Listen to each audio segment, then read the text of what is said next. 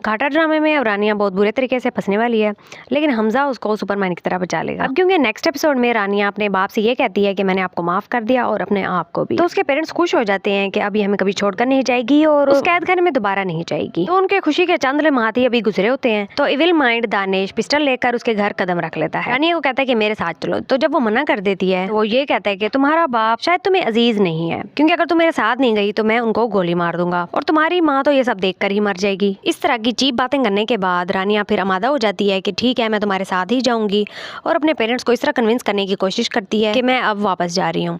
तो वो हैरान हो जाते हैं, अभी तो तुम कह रही थी कि तुम कभी नहीं जाओगी और हमारे साथ रहने आई हो, तो अब क्या हुआ? उस पर वो ये कहती है कि नहीं, मैं हमेशा के लिए तो नहीं आई थी, मैं तो आप लोगों से मिलने आई थी और अब मैं जा रही हूँ, दानिश मुझे लेने आया है। वो लोग फिर से दुखी हो जाते हैं। वो किसी तरह उनको मना के बाहर निकलती है तो दानिश धक्के दे देकर उसको गाड़ी की तरफ लेकर जा रहा होता है और इत्तेफाक से हमजा वहाँ मौजूद होता है और वो ये सब देख रहा होता है। उससे वो ये अंदाजा लगा लेता है कि उसके चेहरे पर इतना वैराना भी था, वो जरा भी खुश नहीं थी। तो अगले एपिसोड में अब वो अपनी माँ को कह रहा होगा कि रानिया बिल्कुल भी खुश नहीं है, वो लोग उस पर जुल्म करते हैं, मैंने तो उसका रवैया तभी देख लिया था। उसके बाद वो रानिया के पेरेंट्स के पास भी जाएगा, वो लोग भी उसको क्लियर कर देंगे। तो अब हमजा ही है जो रानिया को बचा सकता है। इस मामले में रानिया बहुत ही बेवकूफ दिखाई गई है। वो चाहती तो पुलिस को बता सकती थी, अपने बाप को कह सकती थी कि वकील और पुलिस को आप दोबारा बुलाएं, अब मैं जरूर बयान देना चाहूंगी और उससे जान छुड़वाना चाहूंगी, लेकिन वो बेवकूफ बन के उसकी बातों में आकर और ब्लैकमेल होकर घर वापस जाने लगी है। क्योंकि अब स्टोरी भी इसी से आगे बढ़नी है तो इसी तरह स्टोरी चलेगी।